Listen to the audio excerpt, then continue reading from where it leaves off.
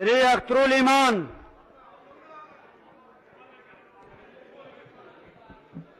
अध्यक्ष महोदय, पिछले दिनों में जो घटना घटी है उससे मैं समझता हूं कि पक्ष और विपक्ष दोनों लोग शर्मिंदा हैं और सिर्फ हम ही सदन के लोग शर्मिंदा नहीं हैं। हम आसन की इज्जत करना, आसन के आदेश का पालन करना हमारा परम दायित्व है। लेकिन मैं समझता हूं कि सदन किससे है?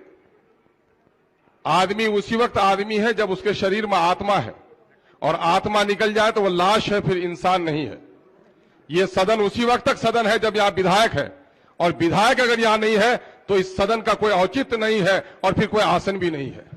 इसलिए विधायकों के मान और सम्मान के साथ खिलवाड़ कभी भी बर्दाश्त नहीं किया सकता है। और सबसे ज्यादा मर्माहत आप होंगे, क्योंकि आप कस्टोडियन हैं, हमारे गार्जियन हैं। रिश्तेदारों को, बच्चों को, क्षेत्र के वासियों को फख्र होता है कि हमारा नेता जीता है। अपने नेता का नाम ले लेकर वो शहर में हो, प्रदेश में हो, फख्र करता है। लेकिन पिछले दिनों में बिहार के विधायकों की पिटाई देखकर बेटा अपने बाप का नाम लेते हुए शर्माया है, पड़ोसी अपने पड़ोसी को पहचानने से शर्माया है कि वो विधायक मेरे क्षेत्र का नहीं, दूसरे क्षेत्र का विधायक होगा। कैसी हालत हमने देखी। मैं समझता हूं महोदय, मैं आसन को मशवरा देने के लायक नहीं हूं, लेकिन मैं समझता हूं कि हमारी सारी दिक्कतें इसलिए हैं कि हमने लकीर का फकीर अपने आप को बना लिया है। 4 करोड़ का बिहार, 2.5 करोड़ का बिहार और 12 करोड़ के बिहार में हम फर्क महसूस नहीं कर पा रहे हैं। समस्याएं बढ़ी हैं, विभाग बढ़े हैं, इसलिए सदन का समय बढ़ना चाहिए। सदन का समय नहीं बढ़ने के कारण ये सारी दिक्कतें आ रही हैं। महोदय, हमने देखा है, और आपने भी अपने बच्चों के हाथ से कभी कभी बच्चे ने चाकू पकड़ लिया है तो चाकू अगर यूं ही छीनने की कोशिश की है तो बच्चों की उंगलियां कट गई हैं। लेकिन जब मां ने चाकू पकड़े हुए बच्चों के हाथों में खिलौना पकड़ा दिया है तो चाकू वाला हाथ उनका ढीला हो गया है और चाकू को छोड़ दिया है। मैं समझता हूं कि इस क्राइसिस से निपटने के लिए हमारे पास एक मौका था, और आप सर्वोपरि है। आप कह सकते थे कि ठीक है, सदन को 2 दिन के लिए, 3 दिन के लिए उबलते हुए पानी में चेहरा नजर नहीं आता, रोष और आक्रोश में सच्चाई दब जाती है।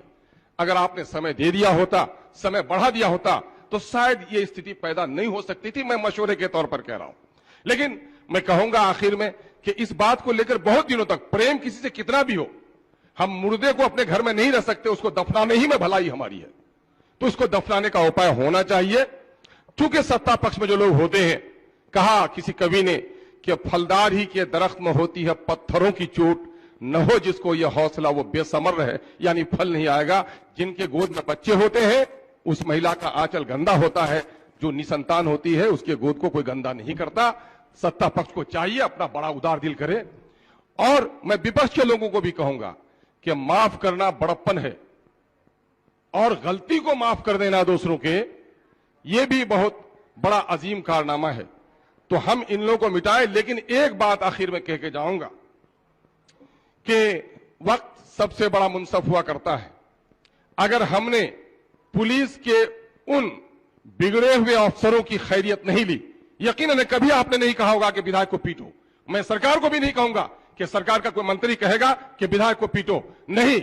वो कहा जाता हां कहा तो हुलकूम पकड़ लिया। थोड़ा सा उनको कहा कि क्राइसिस को मेंटेन करो, मार्शल को मदद करो, तो मार्शल को मदद करने के बजाय जो पुलिस और नेता के दरमियान में दुश्मनी है, पुलिस ने इसको मौका माना। महोदय, महिला के साथ जो कुछ हुआ है, तो मैं समझता हूं वो खेद का विषय है। पूरे सदन को खेद व्यक्त करना चाहिए। मैं समझता हूं कि पूरे सदन को खेद व्यक्त करना चाहिए और उस मुर्दे को दफना देना चाहिए, और हमारे सीनियर्स जो फैसला करें हम सबको सहमत होना चाहिए। आपका निर्णय आखिरी निर्णय होगा। अपने दिल के भरास को सब लोग मिटा लें। बहुत बहुत धन्यवाद।